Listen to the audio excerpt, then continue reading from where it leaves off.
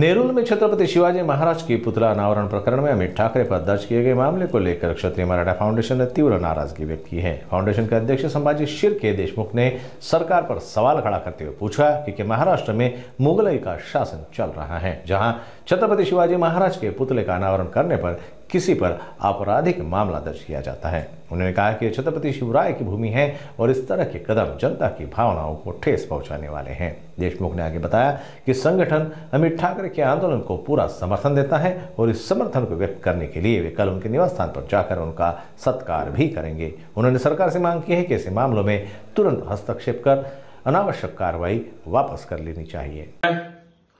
अमितजी ठाकरे यांनी नेरुळ येथे जी घटना घडली आणि त्यांच्यावरती जो गुन्हा दाखल झाला, घटना अतिशय सोपी आहे।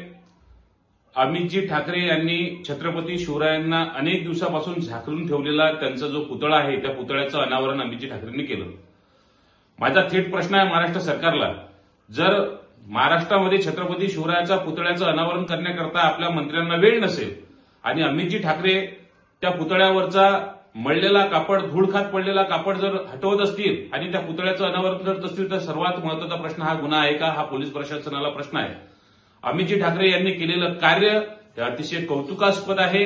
त्यामुळे पोलीस प्रशासनाने त्यांच्यावर आणि त्यांच्या सहकार्यावर केलेले गुन्हे तात्काळ परत घेतले पाहिजे, याचा आम्ही जाहीर निषेध करतो।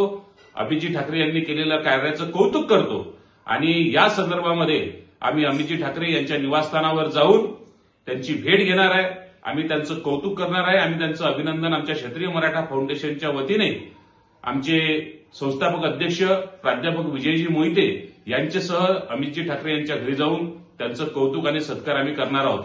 माझं म्हणणं आहे, महाराष्ट्रामध्ये यानंतर हा जो महाराष्ट्र आहे, हा छत्रपती शिवरायांचा, शाहू फुले आंबेडकरांचा महाराष्ट्र आहे। यानंतर महाराष्ट्राच्या या भूमीमध्ये कुणीही या विचारांसाठी, छत्रपती शिवरायांच्या, शाहू फुले आंबेडकरांच्या विचारासाठी कार्य करत असेल आणि त्यावर जर अशा पद्धतीचे गुन्हे दाखल केले जात असतील, तर हे मोगलाईचं सरकार आहे का, हा प्रश्न आमच्या सरकारला आहे। यानंतर जर अशा पद्धतीचे गुन्हे कुण्याही महापुरुषासाठी कार्य करणाऱ्या व्यक्तीवर जर दाखल होतील, तर त्यांच्या विरोधामध्ये क्षत्रिय मराठा फाउंडेशन ही संघटना महाराष्ट्रभर तीव्र आंदोलन छेडल्याशिवाय राहणार नाही। एवढी सज्जड इशाऱ्याची ही बाजू सरकारने समजून घ्यावी। धन्यवाद। जय शिवराय, जय हिंद, जय महाराष्ट्र।